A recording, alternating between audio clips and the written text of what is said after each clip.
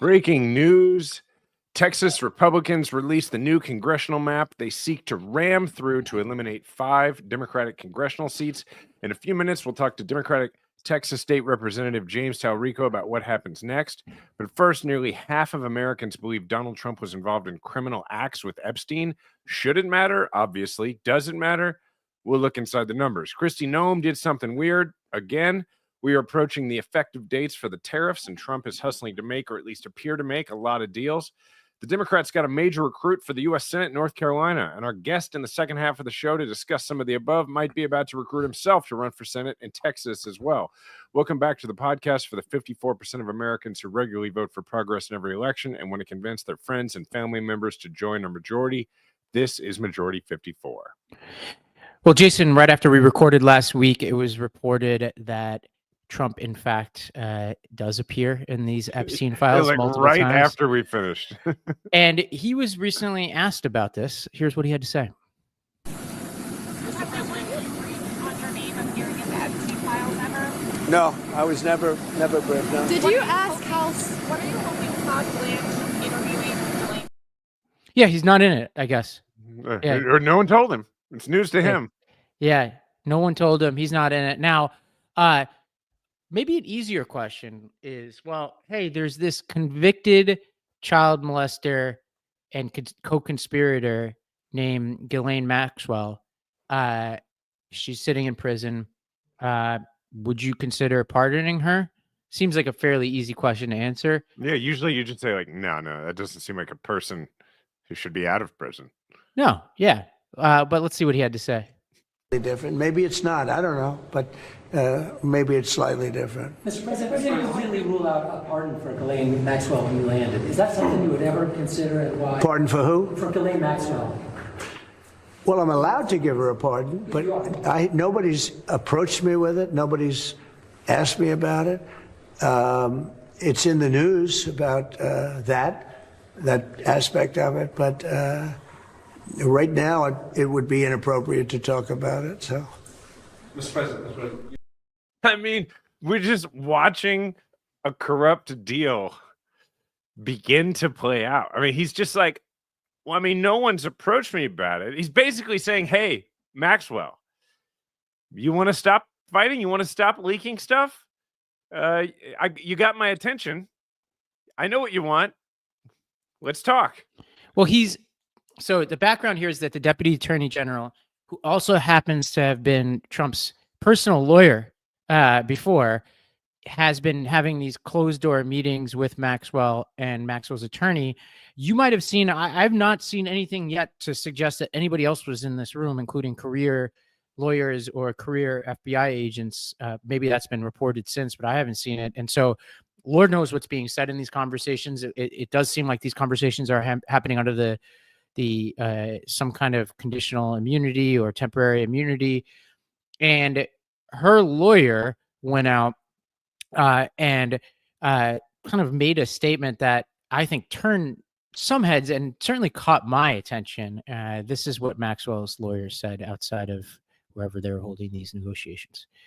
The government at the time promised her that, promised Jeffrey Epstein that any potential co-conspirators would not be prosecuted. And so she deserves that promise. And I'm surprised. I don't think President Trump knows that the Justice Department took the position that that promise should not be upheld. President Trump is the ultimate deal maker. He knows that a promise made on behalf of the government should bind the government. I mean, the ultimate deal maker. And I'm not sure he is aware that they went back on this promise that they supposedly made to the guy who's no longer alive, and we don't know about what promises were made to him. Yeah, I thought it was the ultimate deal maker line where I think he's signaling to Trump to be like, hey. No doubt. Yeah. And I think that's I was doing like a mental scenario planning in my head. And I'm like, if you're Maxwell, right, you're like, okay, name Trump, 0% chance you ever get out of prison because Trump will stick you in solitary somewhere for the rest of his term. And it's not like Democrats are going to come in and pardon you just because you spoke about Trump, right? So you're there for the 20-year sentence or whatever, right? So naming Trump gets you nowhere other than like maybe some high fives from certain inmates who might not like Trump, or if you get out. But nobody. It's not like Democrats are going to be like, oh, great, it gets you nothing. Name Trump. I mean, sorry, don't name Trump and actually exonerate Trump, which, like, I use that word obviously like in quotation marks because no matter what she says is going to be suspect. Don't name Trump and say you have no knowledge of Trump. That's like a middle course. Like it probably doesn't help you. It doesn't hurt you with Trump, right? So I don't think she's going to do much in that direction, nor would the DOJ probably be that interested in anything that's just like, I don't know, because that's not that interesting. Saying, for sure Trump had no involvement. And in fact, Bill Clinton, Prince exactly Andrew, Bill Gates, throw in some random others, like whatever names Trump wants. She's going to be like Kamala Harris. Yeah. I mean, it's... Now, what people don't like, and this is why Trump is not saying he would pardon, he's just saying he would keep it open, is like, there's still, after all of that, Trump still may never pardon her. Because it's like, what is she going to do? Like, she's going to say, I lied under oath. She has all the leverage she'll ever have right now. Yeah, and it's no leverage, actually. If she does what he wants, well, I mean, she has some because she could name him, right? Right. All she can do, really, all Trump could hope for is to pardon her with the promise from her that she'll never name him and that she will, incriminate other people, that she'll blame others, right? Right. But he can't. Once she's out, he loses leverage. It's a real like prisoner's dilemma. Right. And you think quite about literally. Look, let's that's a real point. I imagine if you're in her shoes and you're just thinking about like cold calculus here, you're like, say everything Trump wants. Because, like, mind you, this is a person who participated in the molestation of children. No morals whatsoever about we cannot assume that she has had some sort of moral reckoning. And right. So here's the story I'm predicting. Not only was Trump not involved in any of this, but he was the constant voice in Epstein's ear being like, I suspect. He kicked him out of Mar-a-Lago because he suspected something. He's been a warrior for justice for these kids. He was always somebody who was always speaking truth, and Epstein was scared of him and would never, ever betray any of the details of what was going on behind the scenes because he knew Trump would come after him. And by the way, Bill Clinton, the exact opposite. Total perv, like involved in everything. That's what she's got to say. That kind of stuff. And then she's going to say all those things and hope that Donald Trump keeps his word about all this. Because the thing is, she says all those things, and then he says, well, you're shit out of luck. She still is stuck with it because she'd have to say those things under the penalty of perjury eventually, which means that he would be putting her in a difficult spot. Because then if she's saying, I lied, then she would add to her 20-year sentence. And 20 years is just enough at her age to be dangerous because you could imagine daylight one day, so she could be, So, And what I think that means is she's then got to wait. She does all those things because what's not going to happen, I mean, it could, but what's unlikely to happen, because what Trump wants is a clean break from the Epstein stuff. So he wants all those statements to be made. He wants her to testify to those things. And then he doesn't want to be in a situation where then he turns right around and he pardons her, right? So what she really has to do is wait and hope that then he chooses to, on the way out the door, day of the next inauguration, pardon her. Because I just don't think he's going to make a deal where he's like, yeah, and then I'll do it right away. I mean, he could, because you can't put it past Trump to be that,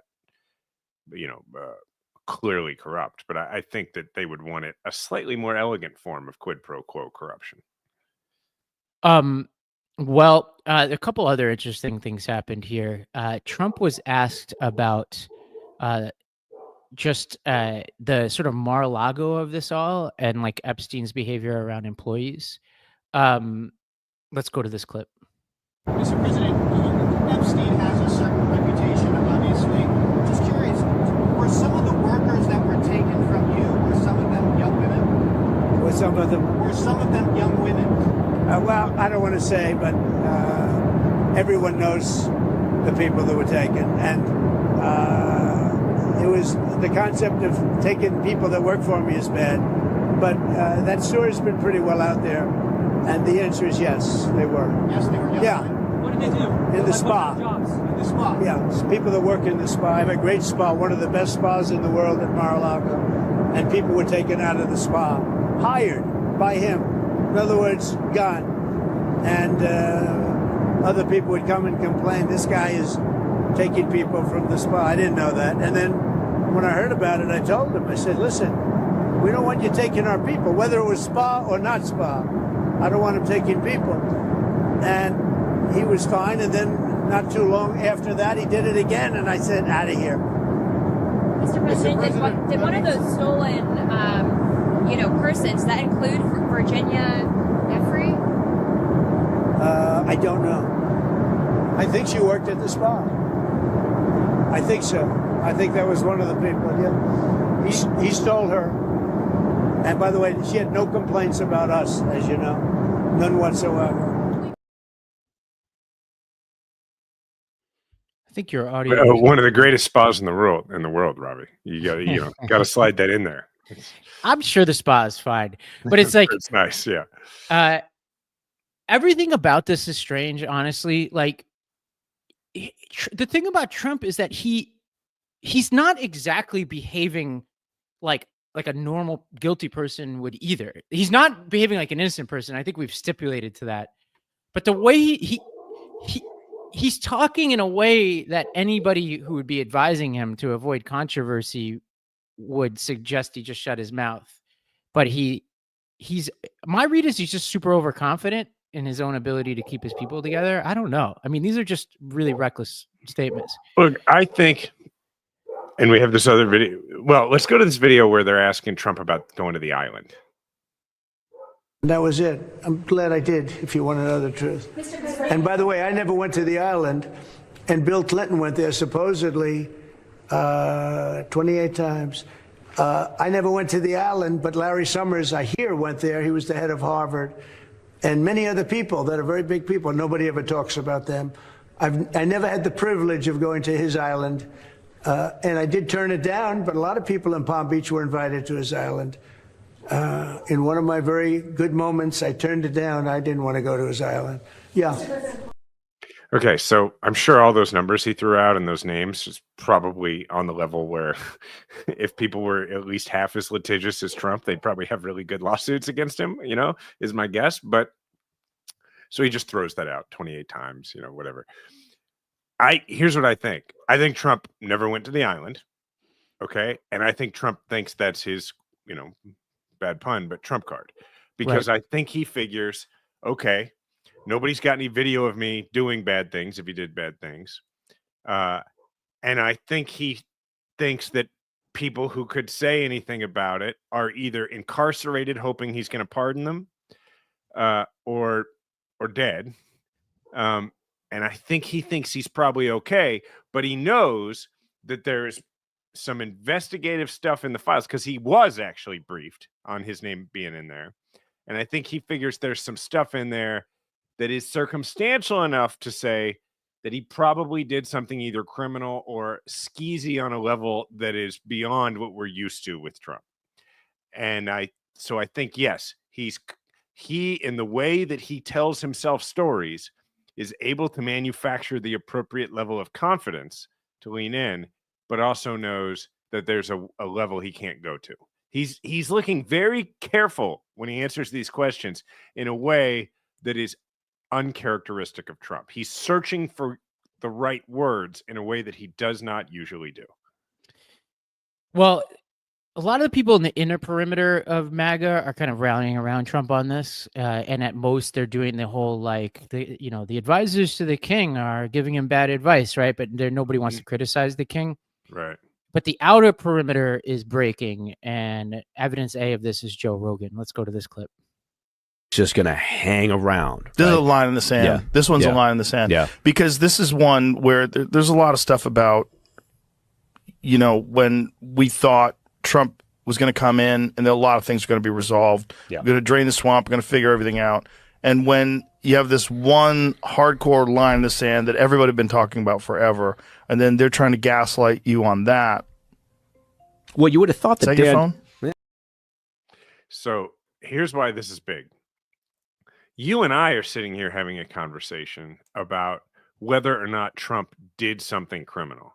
And what we forget is that everybody who has already acquiesced to supporting Trump has acquiesced to the idea that he's done criminal things, whether it's this or anything else. And they've come up with justifications in their mind as to why they've decided to support him anyway.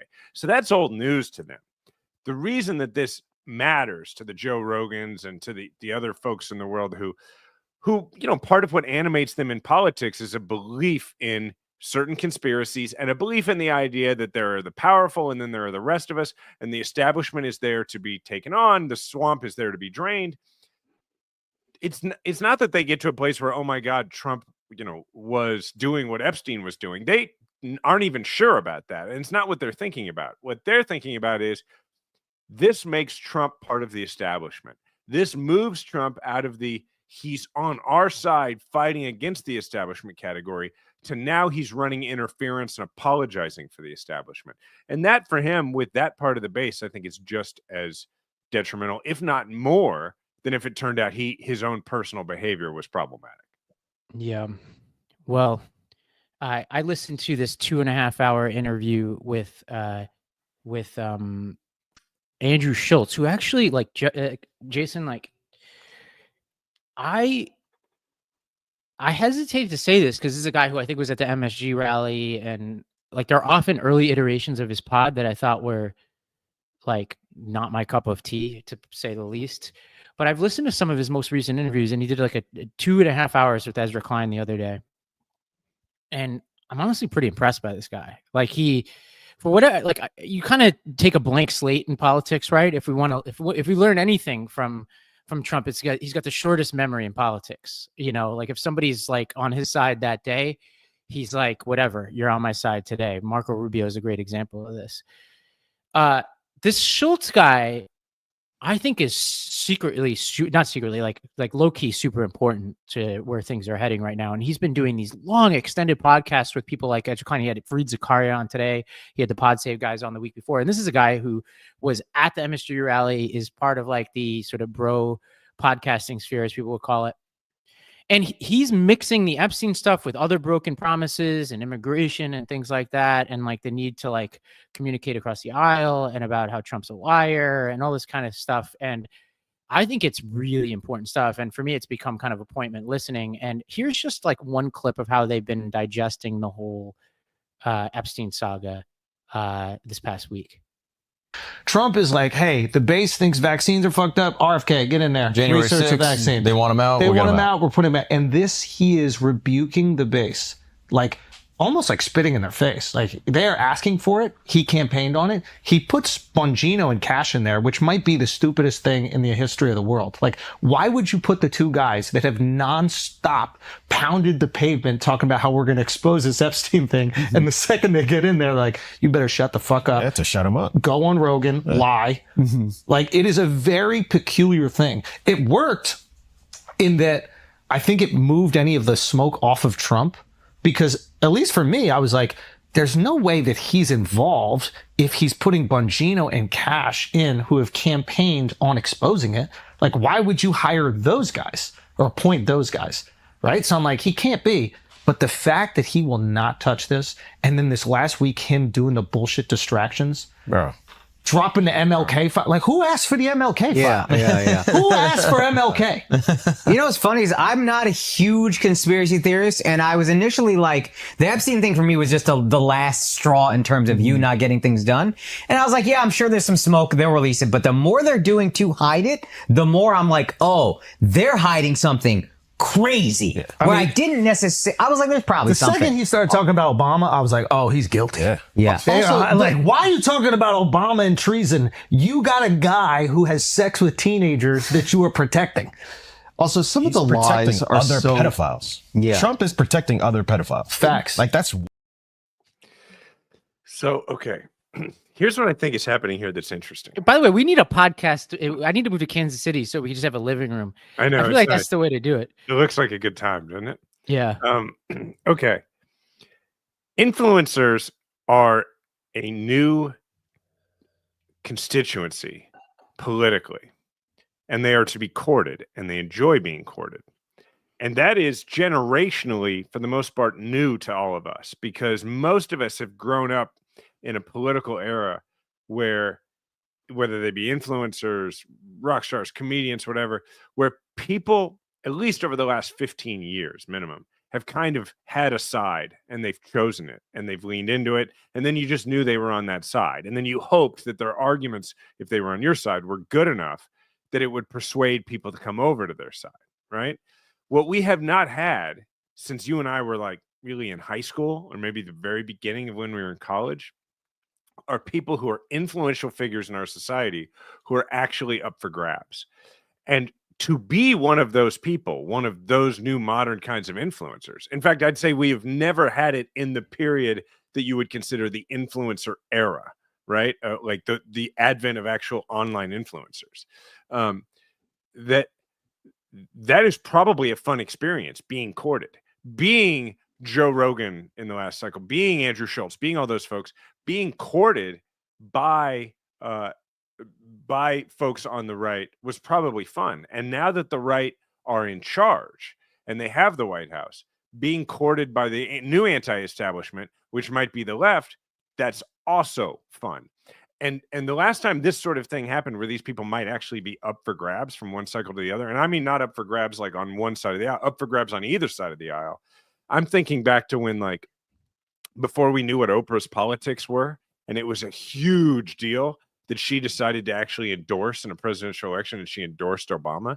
Or before that, when it looked like Colin Powell might run for a run against Bill Clinton in Bill Clinton's reelection, and Powell had, we had come out of him being the guy during Desert Storm and being the chairman of the Joint Chiefs and being this inspiring story, those sort of people. Or had Michael Jordan chosen to endorse in that Senate race in North Carolina, where everybody was mad at him that he didn't. That's the level. I mean, but now what's the corollary to that? Now it's like everybody knows LeBron James is a Democrat, right? So if he were to endorse, it's not that big of a deal. These influencers are up for grabs potentially in a way people haven't been in the past.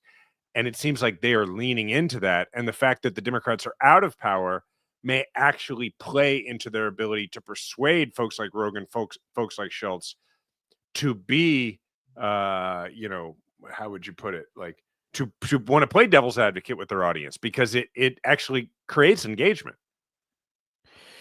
Well, we will, as they say, continue to monitor this story. And for people who are like, why do we keep starting with this?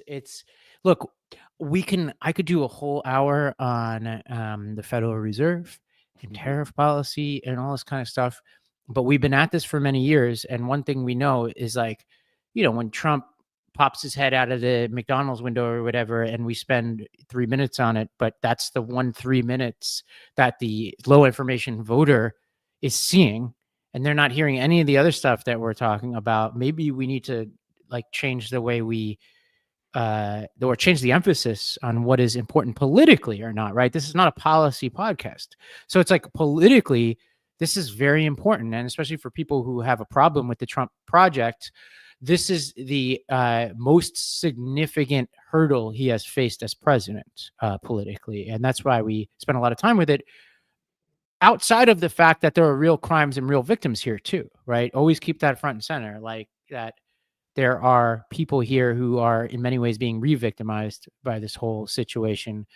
And I can only imagine what they must think with the president of the United States, who's fighting to conceal information about these crimes, refusing to rule out the pardon of the last remaining person alive who we can say for certain was involved in these crimes, right?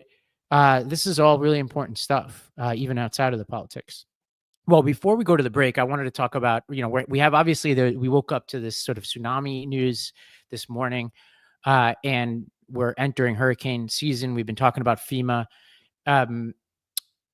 We have a Secretary of Homeland Security who had been, Jason, acting more like an influencer than a secretary of a major cabinet department that keeps our country safe. Which, by the way, is interesting given that she's one of the cabinet appointees who wasn't already an influencer. She was the governor of South Dakota.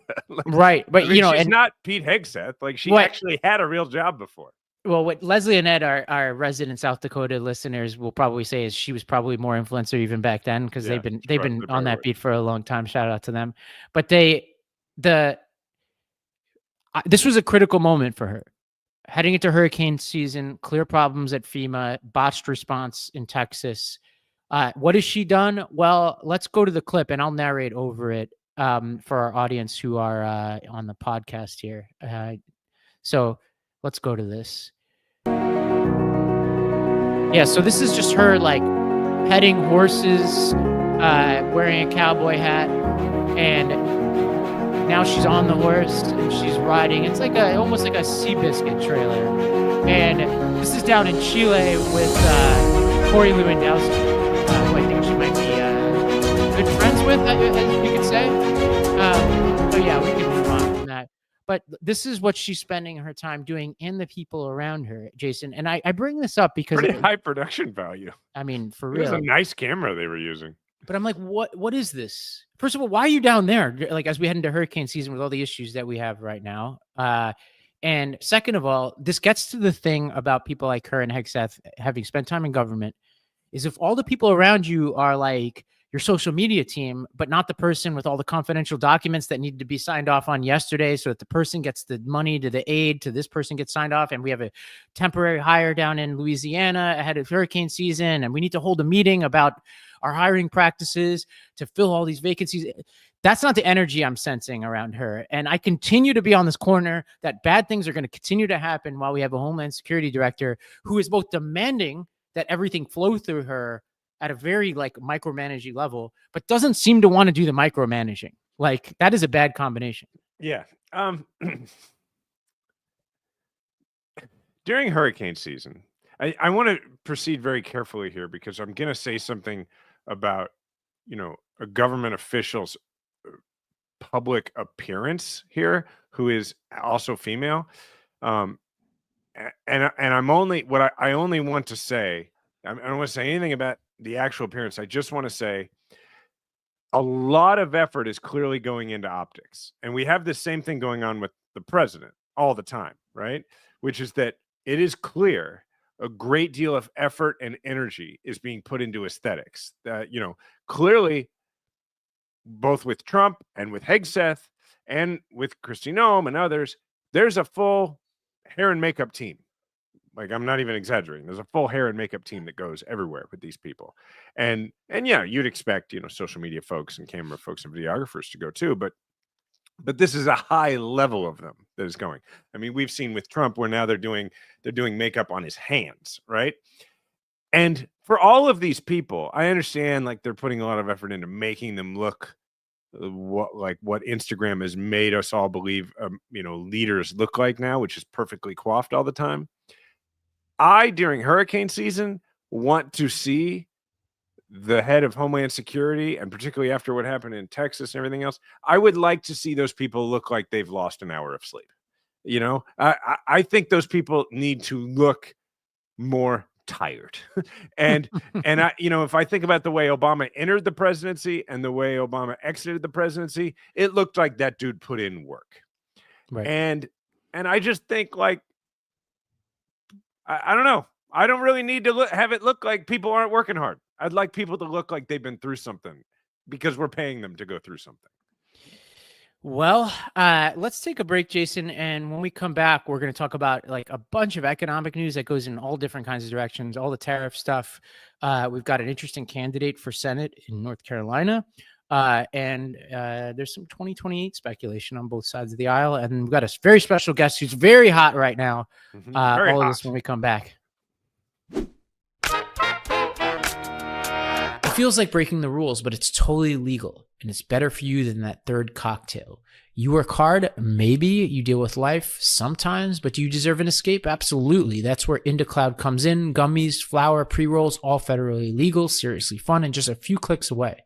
Whether you're chasing better sleep, deeper intimacy, or just solid daytime relief, this is grown-up cloud chasing done right. So if you're 21 or older, head to indacloud.co and use the code majority to get 25% off your first order plus free shipping. That's indacloud.co, code majority, 25% off, free shipping. You know what to do.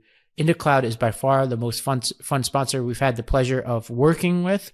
I tried their gummies the other night watching that new Billy Joel documentary that just came out, and I just vibed out. It also, like, when I take these things, I sleep better than I normally do. And the cool thing is there's no hangover, no sketchy ingredients, just good energy and a solid buzz. I love the Bliss sleep gummies, and they're fast shipping, made for an overall excellent experience. Over 50,000 people are already using IndaCloud because feeling good should feel this easy. If you're 21 or older, now's your chance to float above the stress, because IndaCloud is giving all new customers 25% off their first order plus free shipping. Just use the code majority or click the link in the show notes to claim your discount.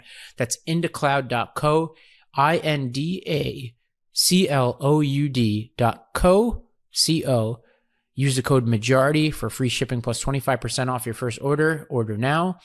Fill out their quick survey to support the show, and enjoy the best part of your week, brought to you by IndaCloud.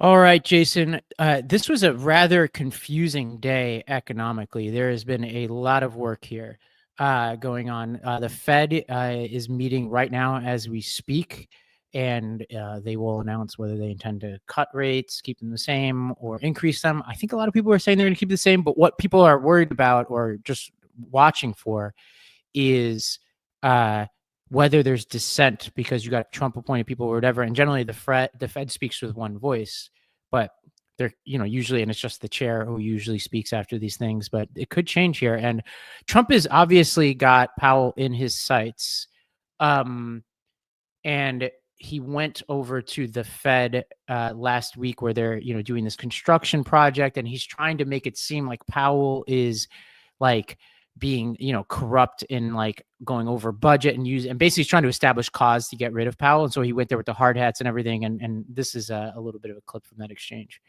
Yeah. So we're taking a look, and it looks like it's about 3.1 billion. It went up a little bit, or a lot.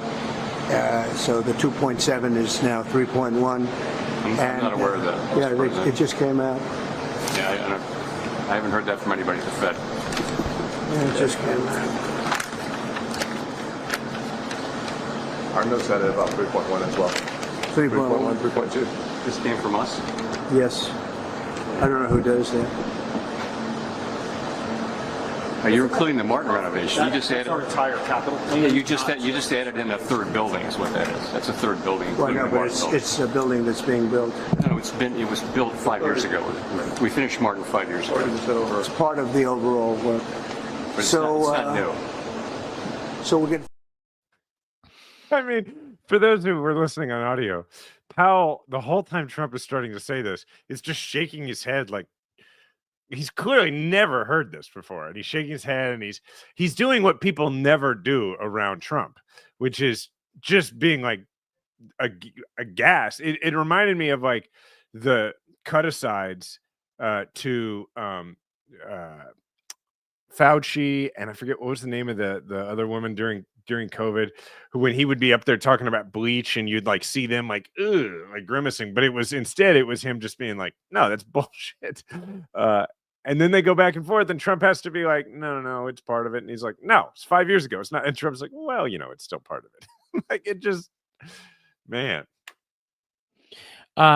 Well, there is other economic news here. Every time we do this transition, my outline resets. It's crazy.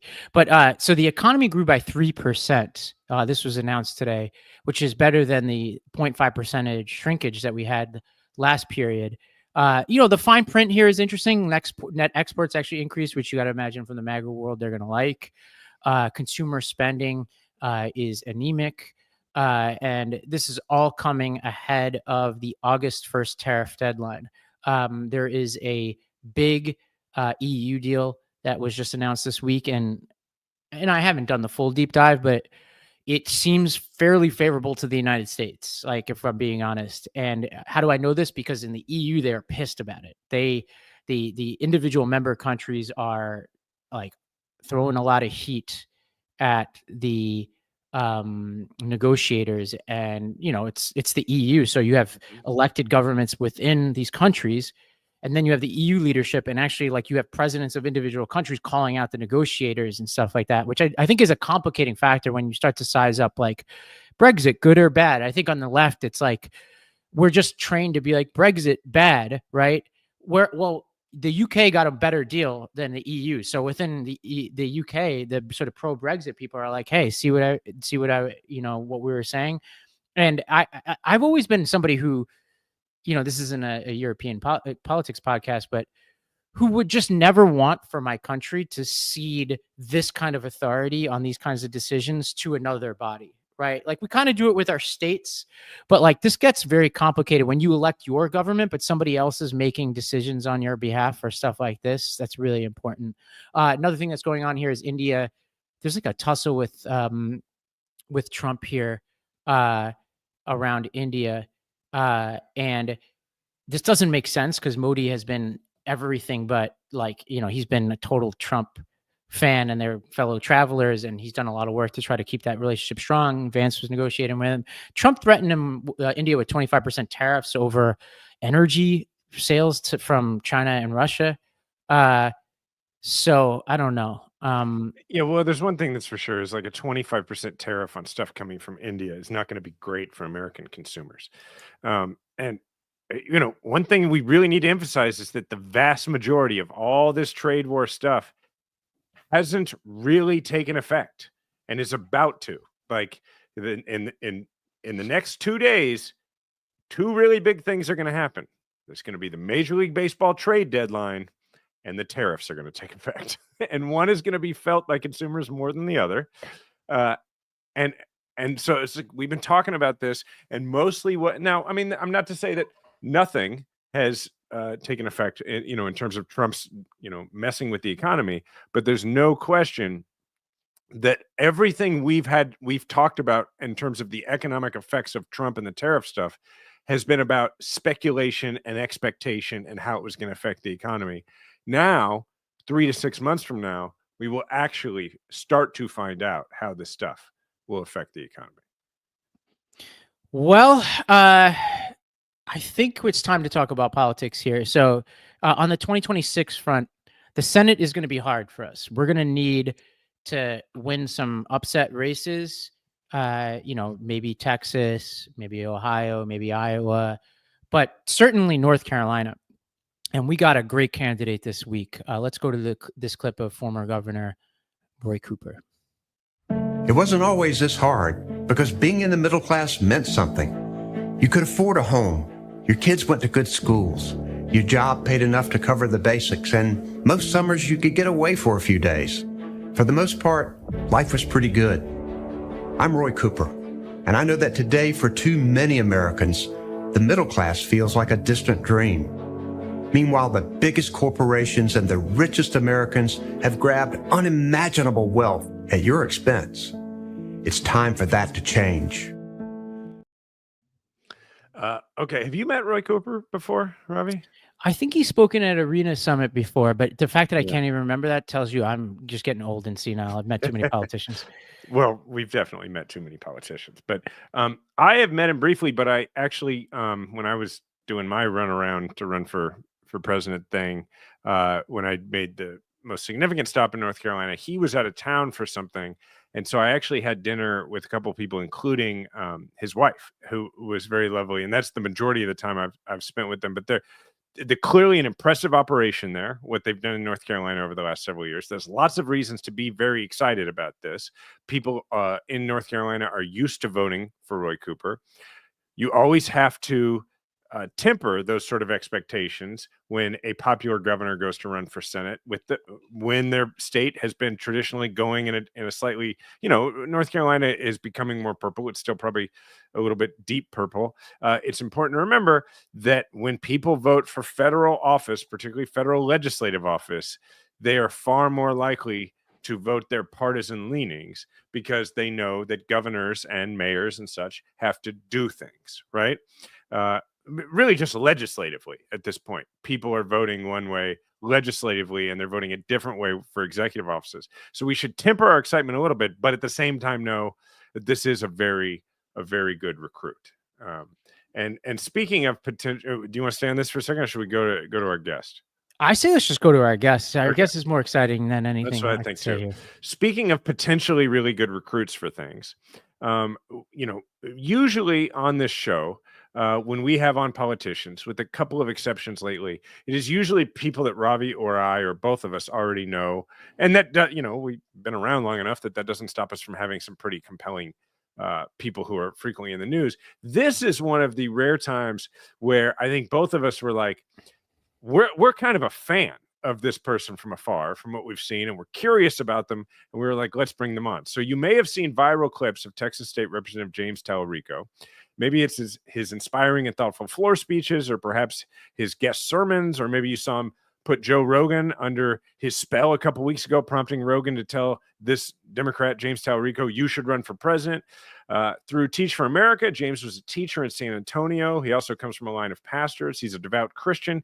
And if you listen to the way he speaks about democratic politics without compromising his values or alienating his opposition, you'd think he was like made in a lab to be a guest on this show, because that's sort of what we're about here. So with that, let's bring in James. Here he is. Hey, it's a pleasure to meet you, man. It's so nice to meet y'all. Thanks for having me. All right, Ravi, do you want to go? I'm amped up for this more than I usually am. A teacher, I used to be a principal, so it's exciting to see somebody in education getting involved in politics. And Texas is a state that has a lot going on politically as it relates to schools. Jason, you probably know this, but they just passed a law to expand private school choice. And I'm friends with all these like right-wing ESA fans. So this will be fun because they probably won't like what you have to say. But I've always told them that they're vulnerable in places like Texas from the Democrats, because they're pushing privatization of schools in a way that, whether people like it or not, is very politically risky for these small towns that have one high school, right? Like so I'm talking too much. Tell us what's going on here. And as a former teacher, how you're going to make that part of your campaign. Well, thank y'all for your kind words. And Jason, you said you're a fan, and that's mutual. Been an admirer of yours for a long time, and a big fan of your service. So thank y'all for having me. Yeah, I wasn't just a teacher. I was a middle school teacher. And I often joke that teaching middle school is the best preparation for politics. A lot of the skills I learned managing the drama of my classroom, I put to good use as a state legislator. And, my experience in the classroom is what motivated me to run for office, because I taught in an underfunded public school on the west side of San Antonio. I had 45 kids in one classroom at one point, and there weren't enough desks for all my students. So I literally had children sitting on the air conditioning unit in the wealthiest country in human history, in the 21st century, kids sitting on the air conditioning unit. And that pissed me off and motivated me to run for this seat. And most of the work I do here at the state capitol is focused on public education, on supporting teachers, on supporting students, and helping working families get ahead.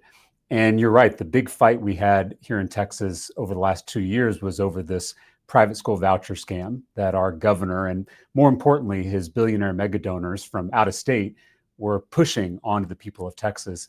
And it's broadly unpopular because Texans love their public schools. It's enshrined in our state's constitution. There's nothing more Texan than Friday Night Lights.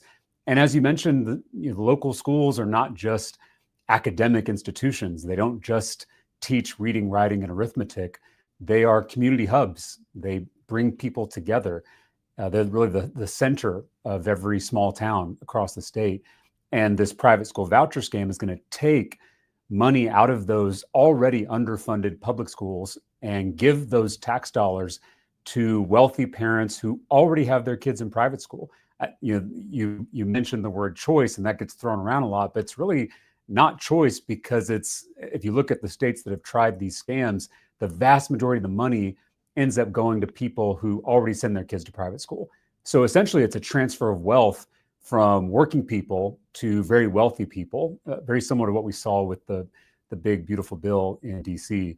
And so, we fought with everything we had. We actually killed the scam about 4 times with a bipartisan coalition of urban and suburban Democrats, as well as small town and rural Republicans. And the only way they were able to beat us is they took, and by they, I mean Governor Abbott, took $12 million from a billionaire in Pennsylvania who doesn't even live here. And he primaried those Republicans who stood with their local schools, and so was able to kind of buy the seats he needed to pass it with a narrow margin a few months ago. But I will say the silver lining is that this fight over vouchers has awakened a bipartisan pro-public education majority in the state. The same day that Greg Abbott signed the voucher scam into law with that billionaire at the governor's mansion to watch over his shoulder, that same day, Texans all over the state rejected extreme school board candidates in every kind of community, red, blue, and purple.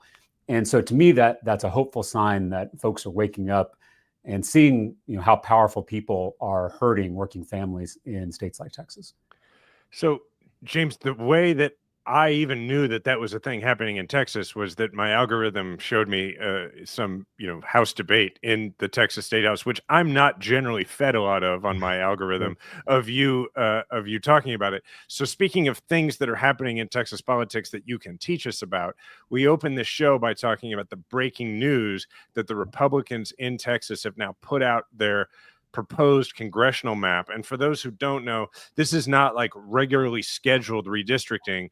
This is, hey, we don't like what we came up with at the proper time when the census did it, so we want to redo it because Trump asked us to, and get rid of 5 seats that right now are held by Democrats.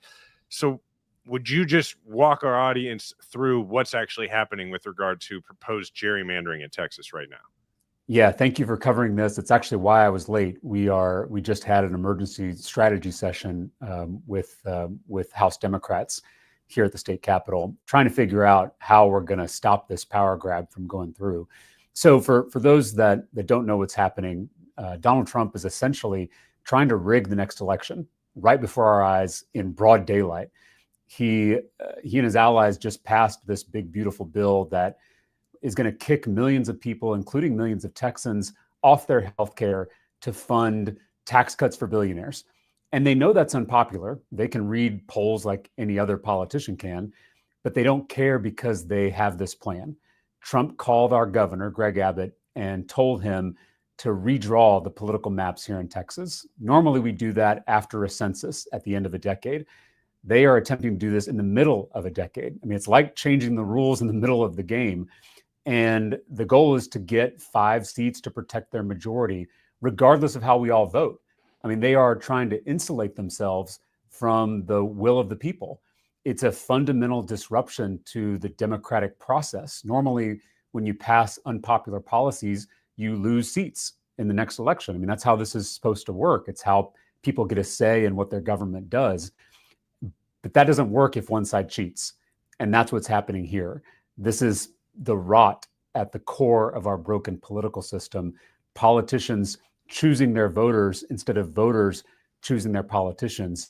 And in any other industry, this would be called a conflict of interest, politicians drawing their own lines.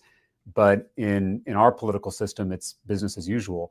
I have already filed a bill that would take the power to draw political maps out of the hands of politicians and put it into the hands of the Texans we seek to represent. I'm not optimistic that's going to pass, but at least it shows us what we should be aiming for. We should have an independent, citizen-led redistricting commission in every single state in the country. But if one side is intent on cheating, we have to stand up to those bullies. We have to stand up to those cheaters. And that's what my colleagues and I are going to do here in Texas. We are looking at all our options. and everything is on the table. We're going to use every tool in our toolbox to stop this from happening and protect the democratic process. Didn't the Democrats in Texas like 20 years ago, just because the guy I took election law from in law school, Jerry Hebert, I think led them out when they walked out to keep this from happening. Am I remembering that right? That's exactly right. This was in the middle of the 2000s, and there was a mid-decade redistricting attempt, and Democrats, both in the House and in the state Senate, walked out to protest those maps. They had to leave the state, right? Because they could be forcibly brought back. That's exactly right. And we did the same thing, my colleagues and I, in 2021, just a few years ago, to protest a voter suppression bill. Right. This was in the wake of the big lie in 2021, and Republicans were making it even harder to vote. Texas is one of the hardest places to vote in the country, and they were adding even more paperwork requirements and unnecessary bureaucratic hurdles to the ballot box. And we decided to walk out of the chamber. We actually left the state. We went up to Washington, D.C. We were there for a month begging national Democrats to do something. We were begging the president, Joe Biden, and the vice president, Kamala Harris, to do something to pass a federal voting rights bill to protect the sacred right to vote at the ballot box. National Democrats tend not to have the same urgency that red state Democrats have. And so we were unsuccessful in that effort. But I will say, by fleeing the state, by breaking quorum, we attracted national and international attention to this voter suppression effort. And we actually pressured the Republicans to take some of the worst parts out of that bill, provision to allow Republicans to overturn election results, a ban on Sunday morning voting, souls to the polls, which is something that African-American communities use to take faith communities to go vote after church right before the election. So those provisions were taken out because of that quorum break. So, it is an extreme measure. I want to admit that, and it shouldn't be taken lightly. A quorum break is a very serious tool that we have, but sometimes it's necessary, especially when our very democracy is being threatened in this way. What's interesting to both of you, I'd say, is that we've been talking about voter suppression a lot less over the last two cycles, and I have to assume it's because the Republicans have realized that their voter base has changed. Yes. And at the end of the day, I started a whole organization to fight against it. I mean, when I was Secretary of State, it was the main thing I fought against.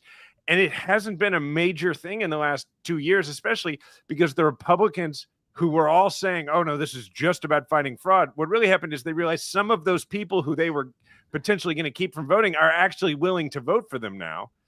And anyway, that's a sidebar. Ravi, I've been asking a lot of questions. Go ahead if you go. No, I mean, I think what's fascinating is in order to win Texas, you just have to do something fundamentally different. I think that's stipulated. I heard Liz Smith talking about this yesterday. It's just, you just can't. I love some of the conventional candidates that we've had run in Texas. A lot of them are my friends. A lot of them are people I've supported in the past. But you have to do something. And the ones who did best did something different. Totally. But the thing is, I think you have to be very different.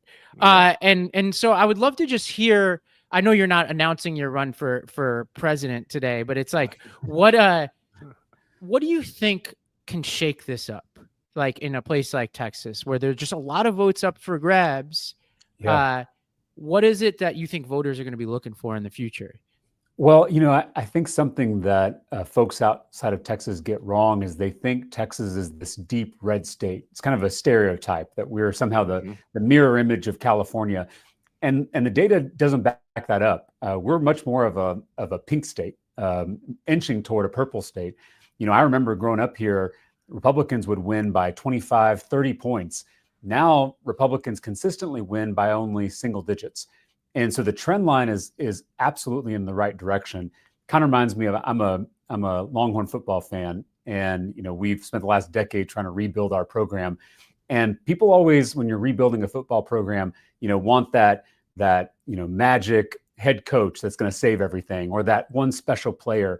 When in reality, you just have to keep doing the basics, right? Strength training and play calling. That, in my view, is also how we're going to change the politics of Texas. It's not going to be, one savior that gets us out of this. It's going to be that the basic blocking and tackling of politics, voter registration, infrastructure building, investment, both in state and out of state, and really good candidates. It's going to take all of those things, and it's going to take the right year.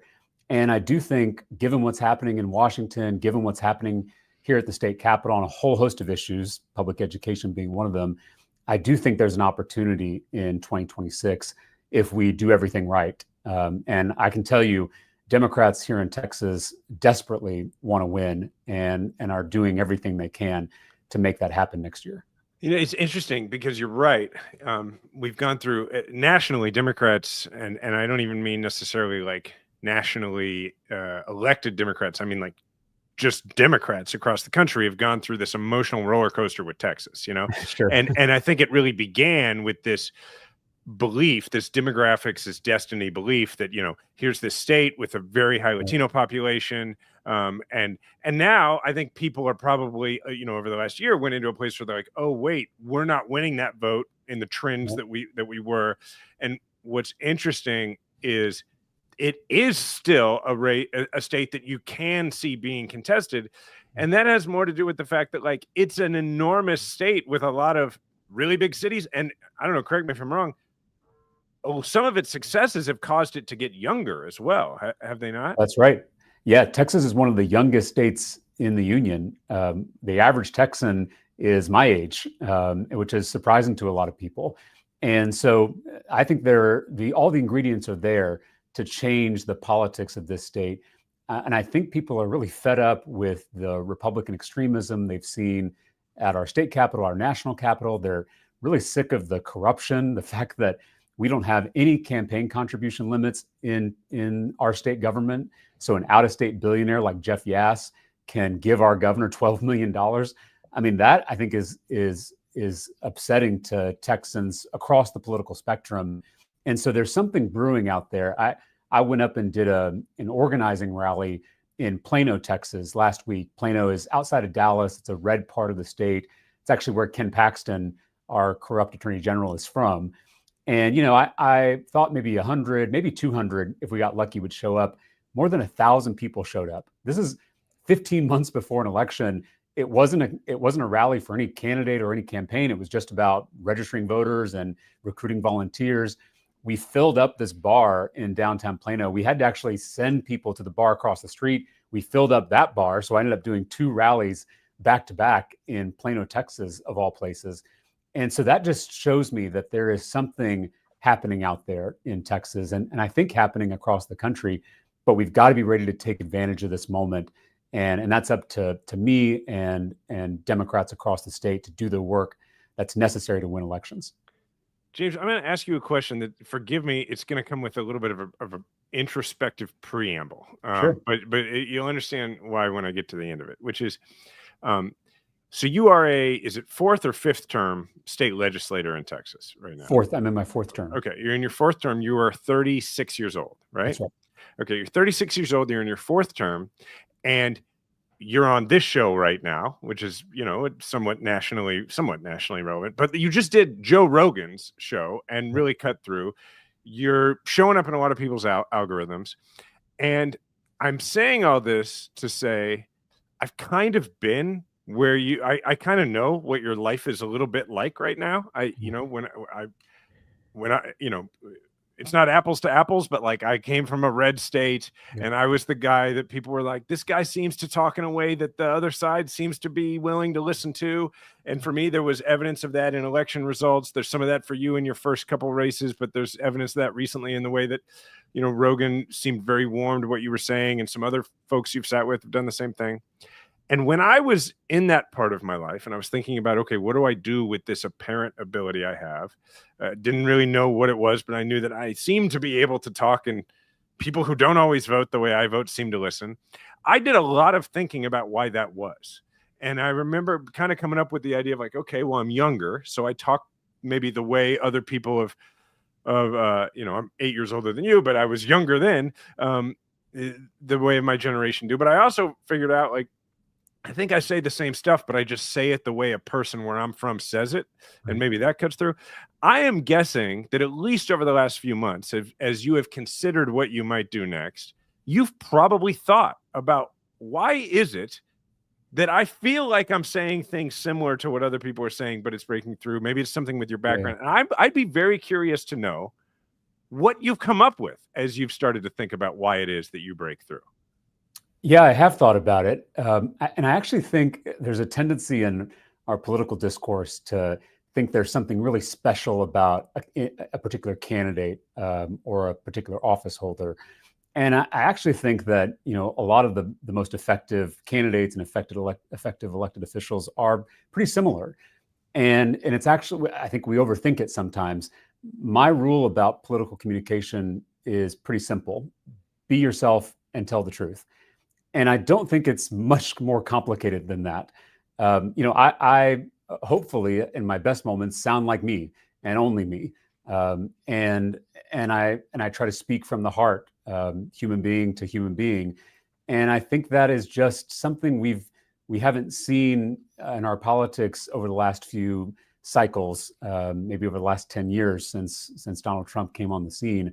You know, we've just been in this political discourse that feels like a blood sport, feels like professional wrestling. There's not a lot of honesty or sincerity or earnestness. And those are things that people look for. I think they saw it in you, Jason. I think they see it in me, but I think they also see it probably in the mayor that they love in their hometown or the school board member they love. I don't think we have to, there's nothing necessarily special about any particular candidate as long as they are being true to themselves and shooting straight with the people that they're trying to represent. I really think it's not more complicated than that. Sometimes, you know, Democrats are talking about we need certain messaging or we need a certain profile. Again, I think that we're being too smart for our own good. You really just want honest people who are going to show up as themselves and connect with people. That's it. Don't overthink it. In my experience, that's what works in politics. It's what works in a democracy, and we should double down on that going into 2026. I think you're right, and I think that the way people become like that has to do with where they come from. And I know for me, it would, you know, I don't, anybody who listens to this has heard me talk about how I ended up feeling like I could do that. So that's less interesting. But for you, like I would be interested in hearing basically about your parents. Yeah. And I'd be interested in hearing about like how you feel like you became that way, because what is unique and what we so rarely get to, when you think about the people who fall into that category that we're describing, you know, people like me, people like you, people like Pete, people, you know, people like Beto, folks like that who do seem to be able to, people like Stacey Abrams, folks like that. What they all have in common is they all grew up in places where the politics that they landed on were very different than the politics that they were immersed in. And that means I always, and I had some arrogance about this, I don't mind telling you, that coming out of Missouri, I felt like the fact that I had gotten elected statewide in Missouri meant that I had been through the PhD level course in American politics. Yeah. And that when I was sitting next to somebody else who had gotten elected in whether they were Republican or Democrat, whether they'd been elected in a state where everybody knew that the Republican or the Democrat was going to get elected, I just felt like, okay, I've come out of, you know, it was like I've come out of the hardest school. And so I'm most prepared. So we know that about being a Texas Democrat. Yep. But I'm really interested in like what your house was like growing up that made you a person who can love people who disagree with you, because I think my house did that. I'm curious how your house did. Yeah, you know, I flipped a Trump district when I first got elected. It was a district that hadn't voted for a Democrat since before I was in kindergarten. And I think what's most important is it was the district where I grew up. It was the district where I was born. These people weren't just voters. They were my former classmates and former teachers and childhood friends and family members. You know, my whole extended family, aunts, uncles, grandparents, cousins, they all live here. So like I had 15 votes locked in, you know, before I even got started. I think that makes a difference. You know, I grew up with Republicans. Everyone I knew was a Republican. All my teachers, all my friends, all the parents of my friends were conservative Republicans, oftentimes conservative evangelical Republicans. And so I love these people. You know, these were the people that raised me. And so, you know, to be in a 2025 political discourse where we are treating people on the other side as our enemies or as irredeemable. It felt very foreign and felt very wrong to me, because these were the people that I love so deeply. I may have policy disagreements, I may have political disagreements, but I knew that they were good people and that they cared about a lot of the same things I cared about. And that's a lot to build off of. That's a lot of common ground to start with. And so I think that personal experience made all the difference in the world.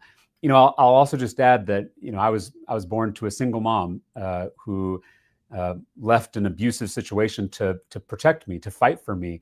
And so I learned at a very early age what it meant to stand up for something, to stand up for someone, to fight for what you believe in, and to look a bully in the eye and not flinch.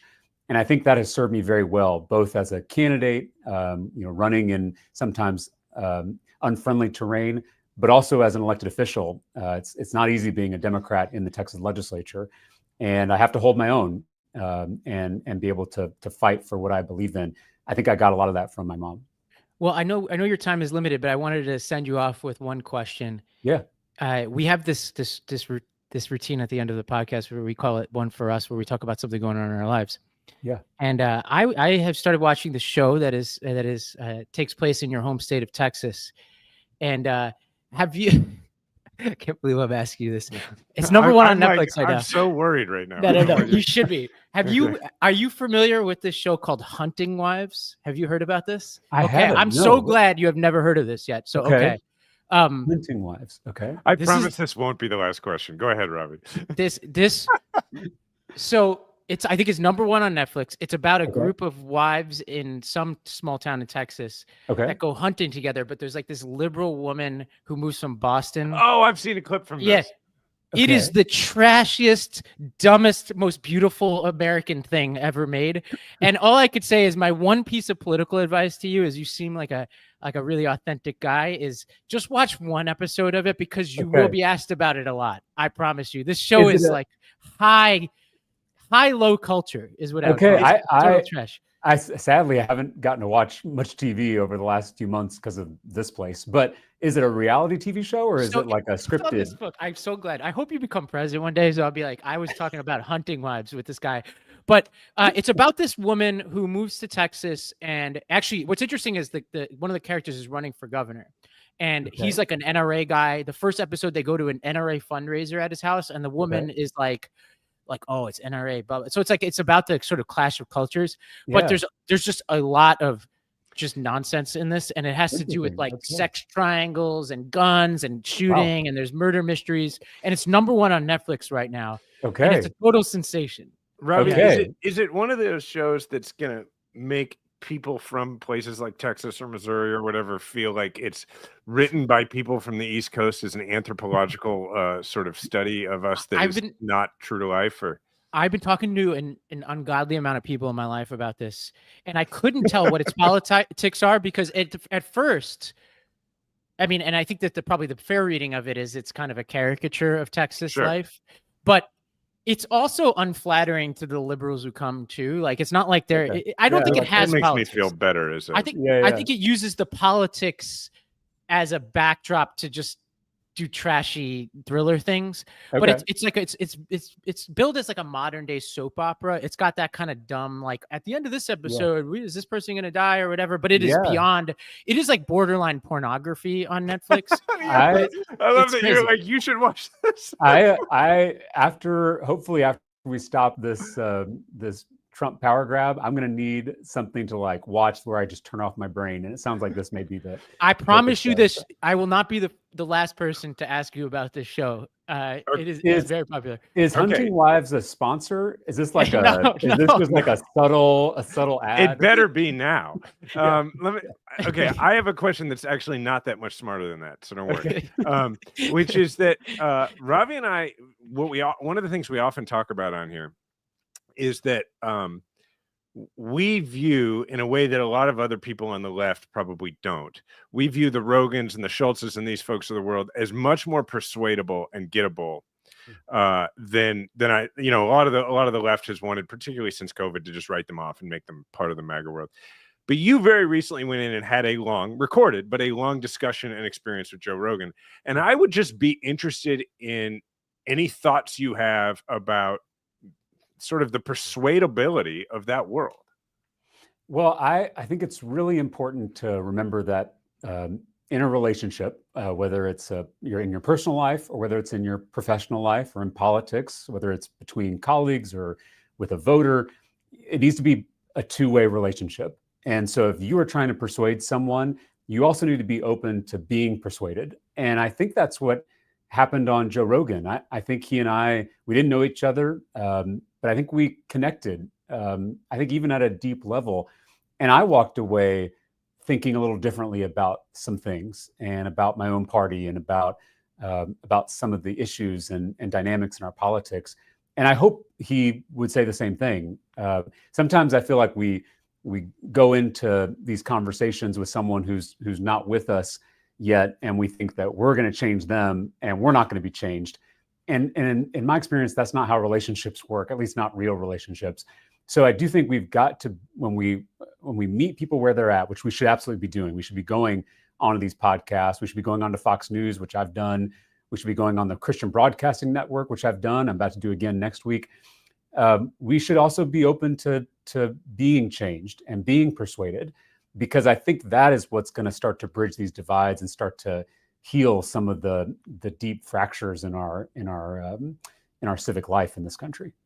That's a great place to leave it. Thank you so much for joining us. I continue to be a fan, and I look forward to watching. And yeah, awesome. And nice you know, and now Ravi, you clearly made a great impression.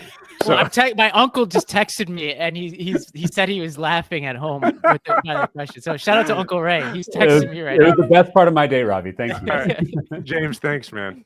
Thank y'all. All right. Okay. Yeah, my uncle was texting fun. me. He watches live. Shout out to my Uncle Ray. He's a great guy. Yeah, thanks, Ray. By the way, my uncle was given that he's listening, I'll give him a shout out, because this is kind of a proactive one for us. Is his guitarist was this guy Steve Stevens, who was the guitarist for Billy Idol, and is the guitarist for Billy Idol. And also, if you ever see the Dirty Diana video, there's like a guitarist in the ring with Michael Jackson. That's Steve Stevens. So those guys are playing at Madison Square Garden, and they got me backstage passes. So Really? I'm going to go there to That's see awesome. Billy Idol. And I was thinking to myself, I'm like, this is either going to be the rowdiest backstage ever, or my prediction is they're all teetotalers now, and they're all just going to be sitting around with their water, and they're like stretching, and like, but either way, it'll be a funny story. Either way, it'll be great. Yeah, I think that's awesome. But I was dying to talk about Hunting Wives, but I think I got it out of my system. I think I saw a clip. Brittany Snow, I think, is in it. Listeners, listeners out there, I suspect if I know this, our audience, our podcast audience, I know you're out there. I know you're watching this show. So send me some takes on Hunting Wives. I have if you go to RaviMGupta.com, I've got a little contact form. Just email me some takes and I'll read some next week if you got them. And you can mix in the politics or not, what the politics of the show is, anything interesting. We could start a little this is kind of like a book club for people who have ADHD, but it's like the show is absurd, Jason. Like absolutely absurd. I said on Lost Debate podcast today, I said it is as sure a sign as there ever has been that we are declining as a society. Yet I'm still totally hooked on it. Speaking of, it's funny, when this little segment started years ago, it was Quarantine Corner, and we mostly just talked about what we were watching. So I'll stick with that theme, which is that I recently finished rewatching. I rewatched Charlie Wilson's War. Do you remember that? Oh, movie? the best, man. It's funny. Every time I see it, I think of you, because you're the only person in my life who loves that movie as much as I love do. it so much. It's like and of course, Sorkin is Sorkin. I mean, what's the line? You're not exactly Thomas Jefferson. What was the line? You're not exactly. So he says something to him. You're not exactly James Bond. He said, well, you're not exactly Thomas Jefferson. Yeah. Every line in that movie is just so wonderful, and every cutaway is just so perfect, and it's just that movie is just so great. But then I also I am several episodes into rewatching The Last Dance, and I think it's the second time I've rewatched The Last Dance, and nostalgia is a powerful thing. Well, now you have double nostalgia. You have nostalgia for the 90s, and nostalgia is probably the wrong word, but it definitely brings me back to the pandemic. You know? Yeah, that's true. I didn't really think about that, but yeah, I mean, it's just like it is the shoes and the music. Like, you know, I keep meaning to. I've been too busy, but I keep meaning to go in and just like download a playlist for myself of just songs from that documentary because they're just all. I mean, it is the songs of it's those. That's middle school for me. You know, is a lot of, anyway. Well, it's so good. It's great. Actually, one more media thing. I read Oliver Stone's "Chasing the Light" I saw over you the posting weekend. about that. You know, sometimes I'm reading a book and it's so awesome that I download the audiobook simultaneously, and I'm like, I'll kind of walk around and I'll like listen to a chapter, then I'll sit at a coffee shop, I'll read a chapter, whatever. And Stone narrates it, and I was going to send it to you, but I realized given your background, you might not want to read that book because it's a lot about Vietnam. But it's between Vietnam and then trying to make movies and getting rejected. I think I would read it. It would have brought up like a lot of stuff. But it's I was left thinking to myself, Stone is out there, like, to be clear, and he also like says a lot of things in the book that let me just put it delicately, wouldn't pass the sort of PC test. Like it's raw, and he overwrites at times. But I was left. I've had these conversations. You had one part you flagged where it was like you underlined like 5 sentences where you're like could have just said went to the military and World War I happened. Yeah. Although, but I genuinely was asking the question because I enjoy sometimes somebody shows off. Christopher Hitchens was like, does they show off their writing ability? And I let them get away with it. And I was borderline there with Stone. But the real thing is I've been on this kick lately where I've been talking to or reading about, to the extent some of these people are not alive anymore, like this sort of generation of writers and creatives like Bill Finnegan, who wrote Barbarian Days, who was just on my podcast the other day, and Oliver Sacks, who's been passed away, but I interviewed his husband, and Bourdain. Stone is one of these guys where they just lived such a rich life, and they're writers and they're just like of this generation where it's like he's writing about Vietnam, he's writing about doing Salvador, and like, you know, like he's basically like he's a little Werner Herzog-ish, where it's like he's like really like pushing the pedal to the floor, and he's like has all these crazy life experiences. And I'm like, I love that generation. Like they have such texture to their writing. Nora Ephron is an example of this, or Didion, to make it guys and gals. But it's that book is awesome. Like it's a ride. And what's it called? It's called Chasing the Light, and it's all about his Vietnam through. He doesn't get to the JFK era and all that. I think he stops at Platoon. So he talks about Salvador, Platoon, Scarface. His chapter on Scarface is insane, and he's one of those guys who's in I don't give an F mode. So he just like writes honestly about how he feels about actors, and like, you know, we talk about this on Game Within. I love somebody who's really petty about their craft, and he's just super petty about things, but also at the times profound. But he'll be honest. He'll be like, at the time, I thought, like he was talking about Scarface, I forgot the director's name, or De Palma. He'd be like, I thought De Palma was lazy and like off base. And he's like, with time, I've grown to appreciate his perspective. And I'm like, I could see myself writing shit like that 20 years from now. So it's like, I love it. I can't, and the audiobook is great. And you get his cranky, crusty voice in there. It's perfect. I might check it out. All right. Well, hey, thanks everybody for listening. You can find me at Jason Kander everywhere. You can find Ravi at Ravi M. Gupta everywhere. We have our other show, The Game Within, which Ravi just mentioned, which is on Valor Media Network, streams live 2:30 Central on Mondays, drops an audio usually Tuesday mornings or Monday evenings. Thanks for listening. Please leave a 5-star review. Thank you to the Midas Mighty. Remember, we all have a platform. Make sure to use yours today.